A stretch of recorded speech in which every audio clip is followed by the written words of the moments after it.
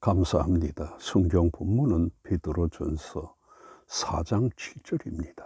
만물의 마지막이 가까이 왔으니 그러므로 너희는 정신을 차리고 근신하여 기도하라. 아멘. 오늘 이 말씀을 들으시는 여러 성도님들에게 주님의 역사로 문제 해결과 위로하심과 치유가 있기를 주의 이름으로 축원합니다. 오늘 본문 7절에서 사도 베드로가 여러 곳으로 흩어진 성도들에게 만물의 마지막이 가까웠다고 말하고 있습니다. 그래서 이 시간에는 만물의 마지막이 가까웠다고 하는 것에 대해서 말씀하려고 합니다. 좀 더 구체적으로 어떤 처지에 있는 성도들에게 만물의 마지막이 가까웠다고 하는 것일까요? 이들의 상황에 대해서 1장 1절에서 예수 그리스도의 사도 베드로는 본도 갈라디아 갑바도기아 아시아와 비두니아에 흩어진 나그네라고 말하고 있습니다. 이렇게 믿음으로 인해 박해로 여러 곳으로 흩어진 것입니다. 그러면 베드로가 이런 형편에 있는 이들에게 만물의 마지막이 가까웠다고 하는 말이 위로가 되는 걸까요? 비관적인 말일까요? 잘못 이해하면 박해로 어려움을 당하는 성도들에게 마지막이 가까웠다고 하는 힘을 빼는 말처럼 들릴 수도 있습니다. 그러나 베드로의 말은 주님의 재림을 의미하는 말이지 고난 중에 있는 성도들에게 비관적인 말이 아닙니다. 따라서 베드로의 말은 주님의 재림이 멀지 않았으므로 낙심하지 말고 소망을 가질 것을 권고한 것입니다. 우리가 이 말씀에서 볼 수 있는 것처럼 베드로는 어려움을 당한 성도들에게 용기를 주고 힘을 주는 말을 했고 우리도 그러해야 합니다. 그러면 만물이 마지막이 가까웠다고 하는 말이 꼭 주님의 재림만을 뜻하는 것일까요? 사실 베드로는 어려움을 겪는 성도들에게 주님의 재림을 염두에 두고 만물이 가까웠다고 한 것인데 주님의 재림이 지금까지 이루어지지 않고 있습니다. 이런 사실에서 볼 수 있는 것처럼 만물의 마지막이 가까웠다고 하신 말씀은 주님의 재림이 임박했다는 말씀이기도 하나 우리가 이 세상을 떠나 주님 앞에 서는 날을 뜻하는 것이기도 합니다. 이처럼 우리들의 생전에 주님이 오시지 않으신다 해도 조만간 우리가 주님 앞으로 가게 될 것입니다. 그날이 언제인지는 몰라도 우리가 머지않은 날 주님을 뵙게 될 것입니다.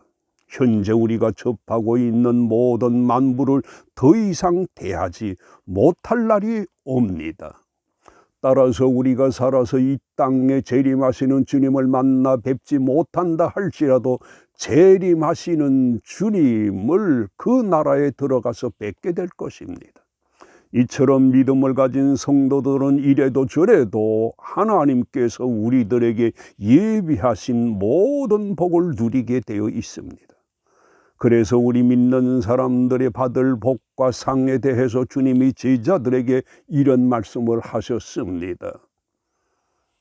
누구든지 냉수 한 그릇이라도 주는 자는 결코 상을 잃지 아니하리라고 하셨습니다. 따라서 오늘 본문에서 만물의 마지막이 가까웠다고 하는 말씀은 믿는 성도들에게 보상의 날입니다. 우리 성도들은 죽음을 내다보는 중에서도 기뻐해야 합니다. 왜냐하면 믿는 사람들에게는 죽음도 복된 것이고 보상받을 수 있는 날이기 때문입니다. 이것을 늘 마음에 두고 소망 중에 살아야 합니다. 또 만물의 마지막이 가까웠다고 하는 말씀이 이 세상의 무엇에 대해 말씀하신 것일까요? 세상은 끝날이 있다는 것입니다. 이 세상은 언제까지이고 영원하지 않습니다. 이처럼 만물이 가까웠다고 하는 말씀은 성도들에게는 새로운 세상의 시작인데 반하여 믿지 않는 사람들에게는 영원한 비극과 불행의 시작이 되는 것입니다. 이 세상 끝난 후에 믿는 자들에게는 어떤 세상이 펼쳐질까요? 고린도 후서에서 차라리 몸을 떠나 주와 함께 있는 그것이라고 한 말에서 볼 수 있는 것처럼 주와 함께 거하는 생활을 하게 됩니다. 그러면 어디에서 주와 함께 하는 것일까요? 이것에 대해서도 말씀합니다. 하늘에 있는 영원한 집이 우리에게 있는 줄 아느니라고 합니다. 이 세상과 비교되지 않는 복된 하나님의 나라에서 주님과 함께 영원히 살게 됩니다. 현재 우리가 사는 이 세상은 그러면 어떤 곳일까요? 더 이상 살고 싶어도 살 수 없는 곳이 바로 이곳입니다. 아예 이 세상이 없어지기 때문입니다. 그래서 이 세상에 대해 오늘 본문에서도 만물의 마지막이 가까웠다고 했고, 또 베드로전서에서도 주의 날이 도둑같이 오리니 그날에 하늘이 큰 소리로 떠나가고 물질이 뜨거운 불에 풀어지고 땅과 그 중에 있는 모든 것이 드러나리라고 했습니다. 또 모든 것이 이렇게 풀어지게 될 것이라고 합니다. 이렇게 이 땅은 영원하지 않습니다. 그러면 이 땅이 앞으로 어떻게 이렇게 될까요?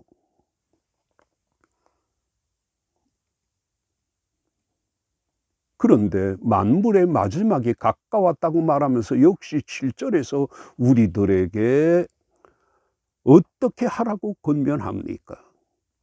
마지막이 가까운 우리들은 정신을 차려야 합니다. 그러므로 우리는 마지막에 사는 사람들로서 정신을 차리라고 하는 것인데, 이 말은 올바른 마음, 침착한 마음을 의미합니다.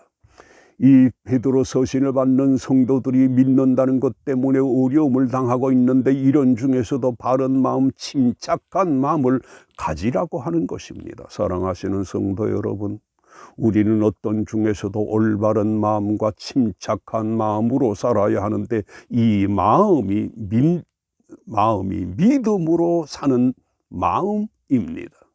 그런데 사람들이 믿음에서 나오는 마음이 아니라 자기 육신의 생각에서 나오는 마음을 가지고 사는 사람들이 적지 않습니다.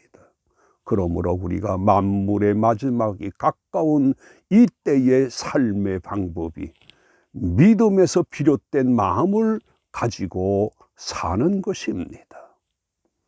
또 만물의 마지막이 가까웠다고 말하면서 역시 7절에서 우리들에게 어떻게 하라고 합니까? 근신을 권합니다.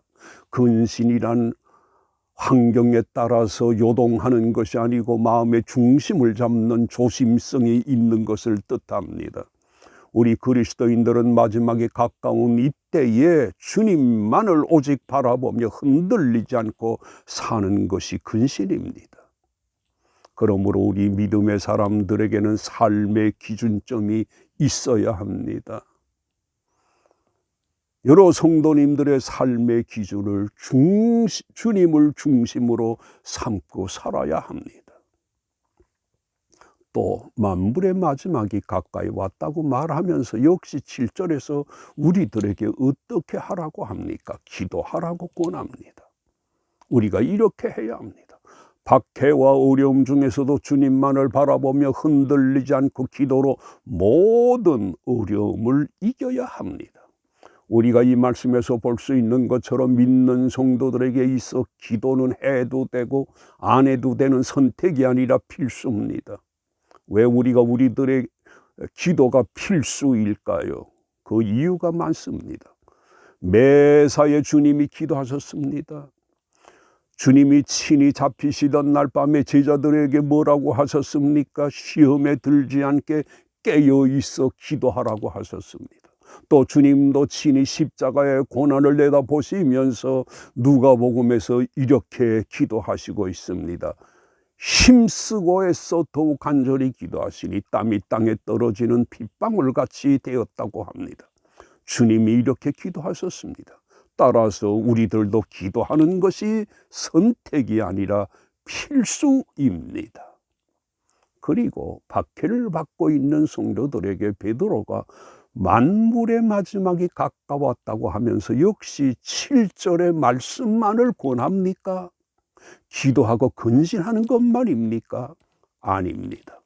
박해로 여러 곳으로 흩어진 성도들에게 8절에서 가져야 할 뜨거운 사랑에 대해서 이렇게 권합니다. 무엇보다도 뜨겁게 서로 사랑하라고 했습니다. 계속해서 박해로 여러 곳에 흩어진 성도들에게 기도와 근신만 아니라 9절에서 서로 대접하기를 원망 없이 하라고 했고, 10절에서는 주님의 주신 은사에 따라서 받은 은사대로 하나님의 여러 가지 은혜를 맡은 선한 청지기로 서로 봉사하라고 권합니다. 또 기도와 근신만 아니라 마지막에 사는 우리 성도들은 하나님에게 영광이 되는 언어와 봉사의 삶을 가져야 합니다. 말하려면 하나님의 말씀을 하는 것 같이 하고, 봉사하려면 하나님이 공급하시는 힘으로 하는 것 같이 하라고 했습니다. 우리가 이상의 말씀에서 볼 수 있는 것처럼 우리 성도들은 주님이 오시는 날까지, 그리고 우리가 주님 앞에 서는 날까지 성도로서 해야 할 바가 많음을 알 수가 있습니다. 지금 우리들이 살고 있는 이때는 마지막의 마지막 말세지 말입니다. 결론적으로 이 세상의 마지막은 주님이 오시는 재림하시는 날입니다. 그리고 우리들에게 새로운 시작입니다. 그러므로 우리는 그 날을 사모하면서 소망 중에 살아야 할 것입니다. 이렇게 하시기를 주의 이름으로 축원드립니다. 아멘.